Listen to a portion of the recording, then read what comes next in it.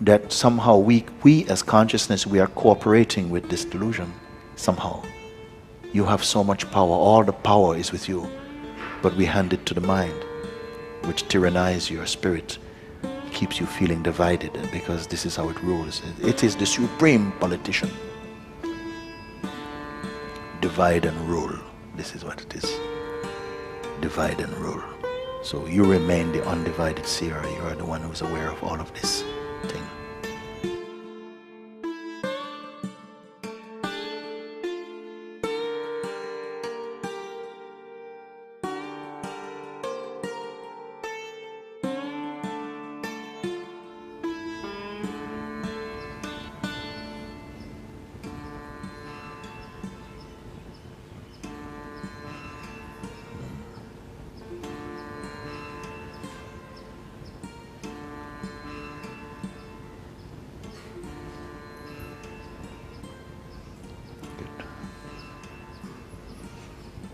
Okay, so I feel a block. I've got a block. It's probably similar to the last few people that have been up here. So it's like a pressure in my face, behind my face, and it gets to a certain point, and then I think I identify with it. I'm not sure, but I can't get past it. Yeah, a block come. One of the things that happens when we are using mind, sometimes it goes into like seizure, pulls the curtains down. If I'm trying to look outside at something and you pull the curtains, I can't see, then I may have to ask you, I don't know, I can't see anymore what is there. But yourself is not over there behind the curtain. Yourself is the one who is seeing. So if you want to see something else, then you'll have to pull the curtain. But if you want to know the self, the curtain is irrelevant.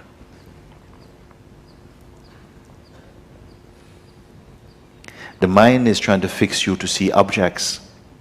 It will even create an object out of silence or space or the self or enlightenment. It will put something, and you're looking and using imagination, but the self is imageless. It is imageless. So therefore, when a blank comes, I say, don't panic. You are that which is observing the blank. Don't think that the blank is blocking something that's of value. The blank is just a kind of bluff. It's just a bluff from the mind itself. You understand what bluff is? It's just a trick. Ha ha ha ha. Okay? But that's just an effect also. A blank is just an effect. Then the mind is going, okay, now you have to wait until I'm ready to show you. But then you see, but this is just an effect. I am the one seeing. It is so obvious. We are missing the obvious. You are the seer. The question, can the seer be seen? Then the mind is showing you objects. So look, the seer, no, it's not this. What about this? No, it's not that. What about blank? No, it's not that. Yeah? So something knows it's not going to be anything that can be discerned. It's not a feeling. It's not a beautiful image. It's not anything that you can see or have seen before. You have never seen the self. You have never seen the self, not phenomenally. You are the self. I gave the example, like a knife can cut so many things, but it cannot cut itself, because it is one unit, one whole. Or the eyes can see so many things, but they can't see themselves. They can't do it, because it is one thing. Or a scale that can weigh so many objects, but it cannot weigh itself. You are the self. You cannot see yourself. You can only see from yourself. It was St. Francis, I think he says, no? What you're looking for is already where you're looking from.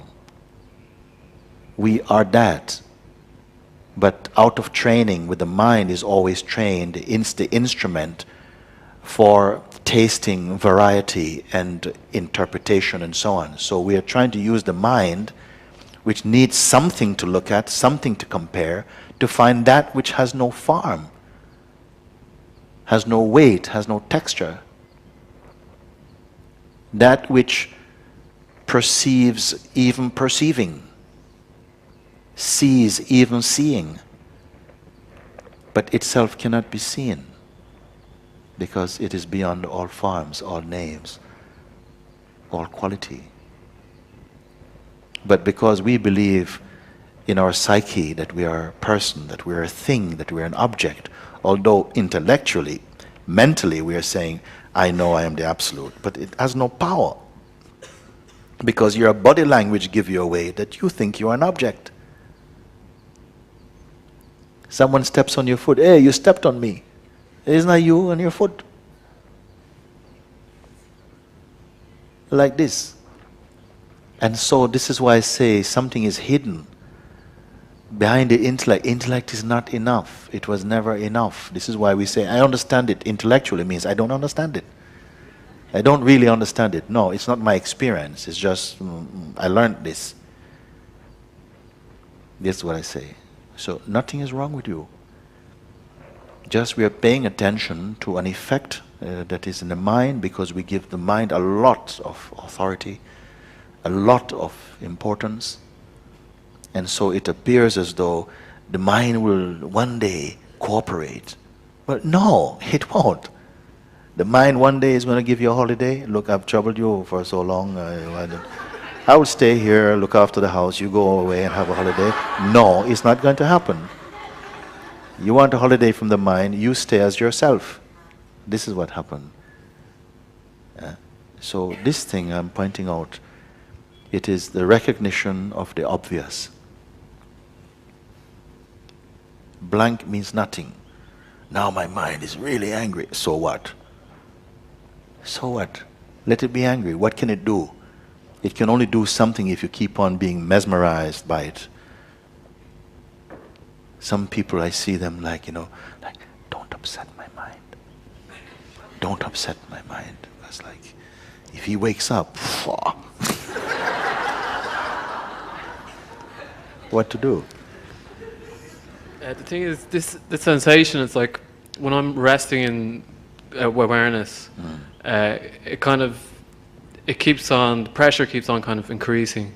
It gets to a certain point where it's just kind of uncomfortable, and it's like I can't.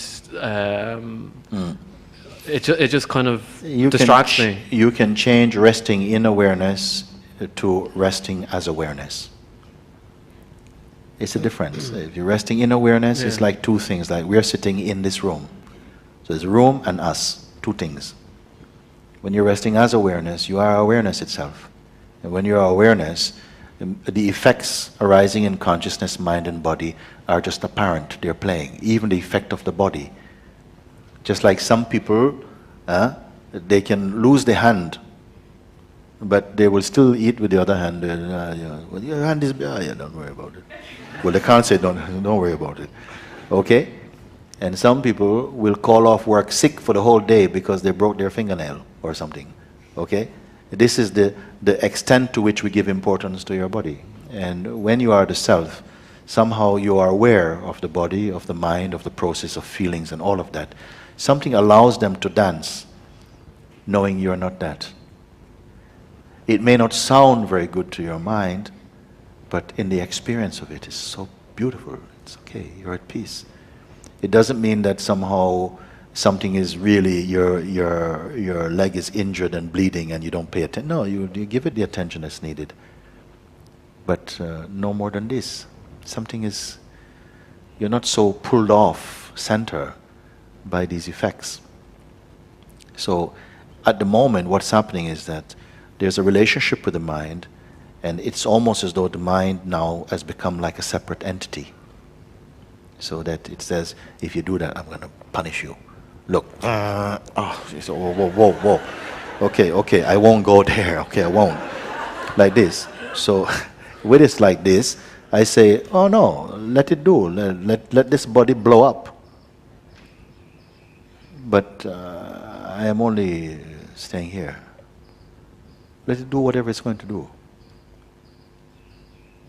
Ramana Maharshi, when he was 16 years old, I think he was visiting his uncle's place, and he had a panic attack, and he felt, I'm going to die. He was certain in his heart, I'm going to die. And so he felt, okay, nobody was there to call, and he felt, okay, I'm going to just cooperate with this. And he lied down like a corpse and waited for death to come. He says, if it's going to happen, I don't want to miss it. I want to watch what happens. Okay, surrender to the experience, and you could feel something moving like, oh, here it comes, but it never came. What instead happened was that a powerful conviction became apparent that, but something here cannot die. The body might go, but there is something that just announced itself so powerfully that for the rest of his earthly existence, he could never forget it. There is something here that is beyond the body's reach. It is deathless. This is a mortal body, but an immortal being moves in it. And this challenge of the human experience is to discover that I am that. Not believe only, but to know irrefutably, I am that. Then all your sorrows are over. All your depressions, fears, future, time, relationship, all of this will not command your being. It will dance as the effects of consciousness in its dance as existence. This is fine. So if these things happen, you feel effects going in the body, and let them happen. Say, throw your best punch. Throw your best punch. Because in my own case, some fears come, and fears that you would not imagine also. It didn't have anything to do. I had one fear also when it was coming time to look at some things coming up, and I'm saying, yes, I surrender to this. And this feeling was coming that I was going to be a hunchback, Quasimodo. No? Now, I said before, there's nothing in my culture about Quasimodo. But somehow I could see myself hobbling down the road. All these ideas, all these fears come. People start to develop very strange fears. It's all the game of the mind. Just you say yes, like I did. Yes, go ahead. Very great. Say yes, and that was it. Okay, throw your best punch. Yeah, but I will not live blackmailed by this delusion. I don't care if my life doesn't go one more day. But no, to live under the tyranny of the mind, no. That was the conviction. Then I call you to that much courage in yourself. Because all the beings in the world somehow are under the influence of this conditioning, this fear, and this compromise. Say yes, and mean it. Even one man, he came to Christ and asked him, my child is dying, please, if you can do something, please help me. And the Lord says, if all things are possible for the one who believes. Then this man said, Lord, I do believe. Help me to overcome my disbelief. What humility. But you first make your stand. You say yes, like this. Because if you are going to fight the mind, you will not win. Don't get into a street fight with your mind. You will not win. Overcome it with the same way I've pointed you. You are the witness of it. It's like it doesn't want you to know that. because there lies your power, that you are the weakness of this mind. And the more you come into the recognition, I am observing that it is what comes and goes, not me. I watch its effect coming and going. The mind cannot come and stay. Mind cannot come and stay. The only way mind can come and sort of stay is to embed itself in your memory. But in its actual effect, it comes and then it goes.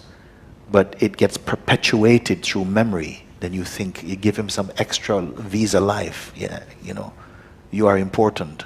Then you log it inside. All this is happening. And I want to open these pages in the sunlight so you know and see and acknowledge that somehow we as consciousness, we are cooperating with this delusion somehow. You have so much power. All the power is with you. But we hand it to the mind, which tyrannizes your spirit, keeps you feeling divided, because this is how it rules. It is the supreme politician. Divide and rule. This is what it is. Divide and rule. So you remain the undivided seer. You are the one who's aware of all of this thing. Yeah, I mean, I think there is a lot of fear in it, because last year, about 10 months ago or so, I read some books on spirituality, and I kind of thought, like, I found something, you know, that I was looking for, and I freaked out, like, so my mind just, like, kind of, I was literally kind of losing my mind, like, yeah. And it kind of almost scrambled back, like, almost, it felt like, and now it's almost doing a better job of kind of running the show, like, so, yeah. So it kind of feels like it's kind of difficult to get over this kind of... It is important, really.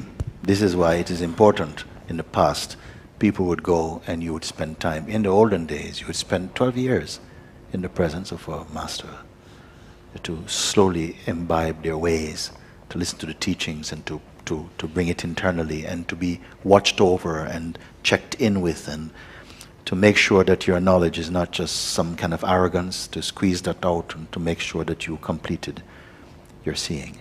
These days nobody has this time for these things. Now a more direct way is pointed. But it's important to have a kind of support also.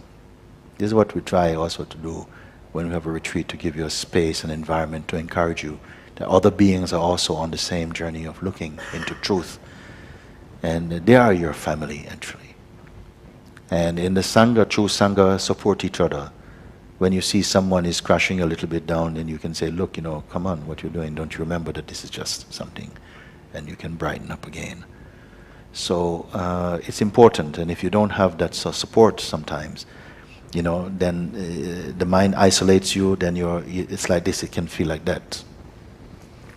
A little bit like this. It still somehow belongs to your path somehow for that time. I am here to tell you there's nothing to be afraid. Not now. You see, you cannot force it, but if it's something genuine inside you, then that's an impulse from the universe, from your own Satguru, who is inside your heart. You're not going to be alone as a person. You may find that you are alone as everything. And this is different. You cannot beat the mind by being the mind, by being the person, you see. You defeat it by realizing I am consciousness. Then the same mind will join force with you and be a wonderful servant.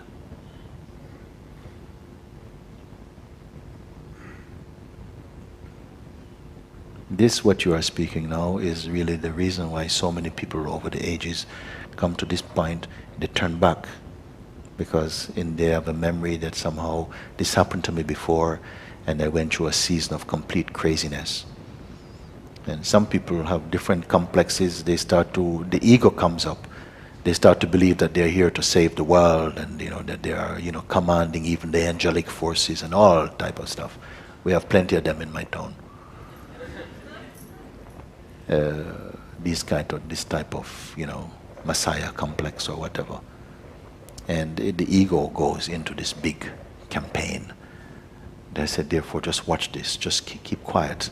No one knows the power of the innocence of one's own Buddha nature, your Christ consciousness, your Shiva being, same thing. It's an innocence. It's not a rule, it's an innocence, and this innocence has tremendous power. It is the greatest miracle that a human being born with so much challenges can rise like the lotus flower, isn't it?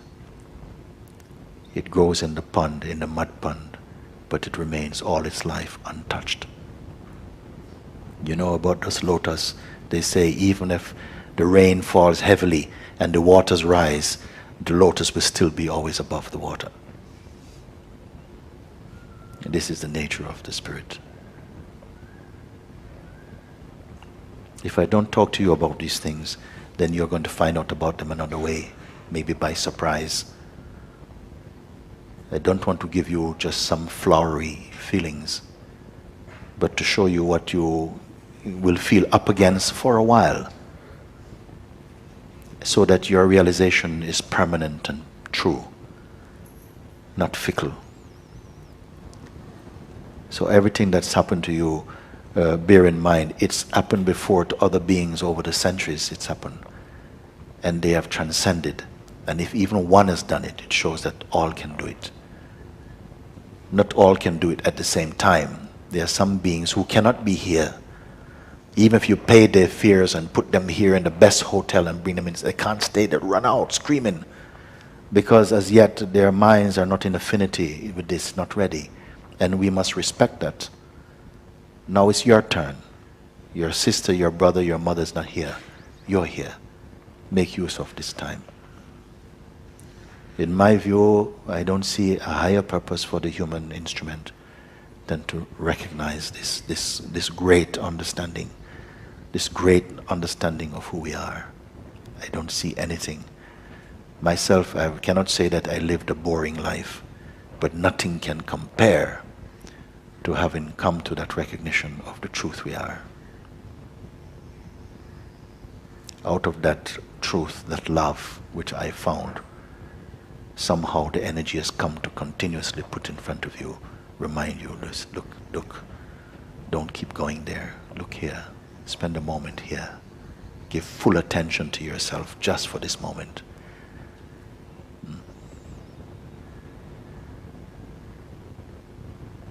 Otherwise you back down and you settle for a compromise, and you will continue to evolve in a slow way. You find another way that is more slow, more gentle, that doesn't threaten your ego. Find a way that doesn't threaten your ego.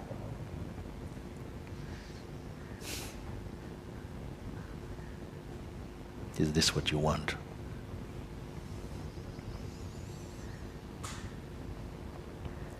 Yours is a mighty being.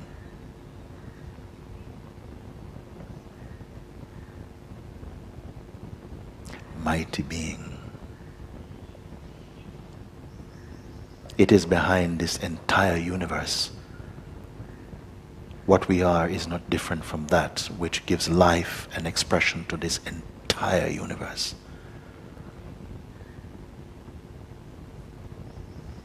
Our expression as existence came out of that, and that is this here, not this.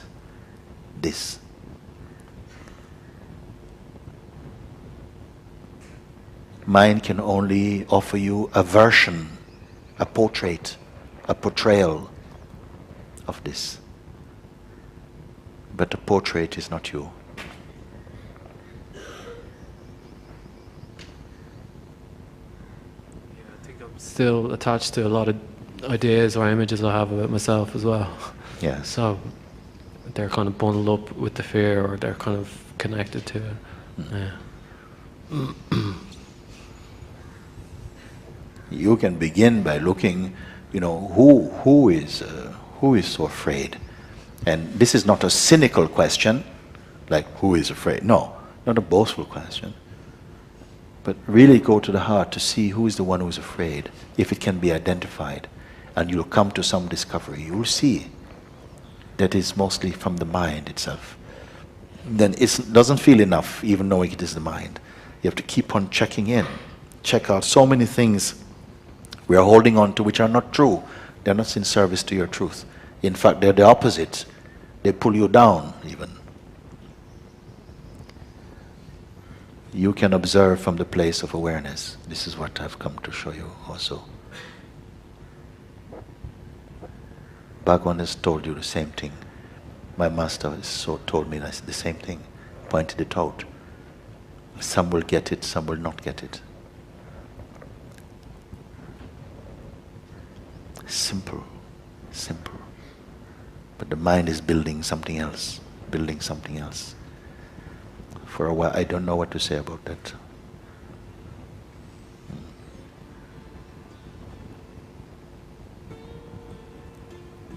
Go and reflect on what we have spoken about. Look with it. With the short time we have now, look at it. Everything is in front of you. Everything is available. Go and take a look quietly. Okay, thank you. Very good.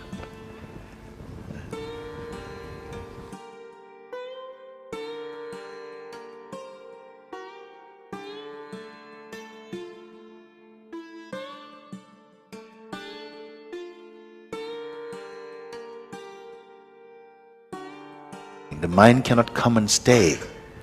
Mind cannot come and stay. The only way mind can come and sort of stay is to embed itself in your memory. But in its actual effect, it comes and then it goes. But it gets perpetuated through memory. Then you think, you give him some extra visa life. Yeah, you know, you are important. Then you log it inside. All this is happening. And I want to open these pages in the sunlight so you know and see and acknowledge that somehow we as consciousness, we are cooperating with this delusion. Somehow. You have so much power. All the power is with you. But we hand it to the mind, which tyrannizes your spirit, keeps you feeling divided, because this is how it rules. It is the supreme politician. Divide and rule. This is what it is. Divide and rule. So you remain the undivided seer. You are the one who is aware of all of this thing.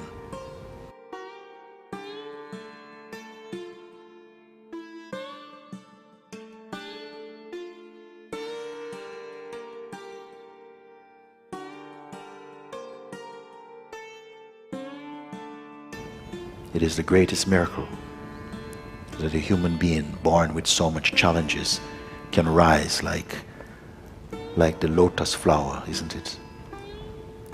It grows in the pond, in the mud pond, but it remains all its life untouched.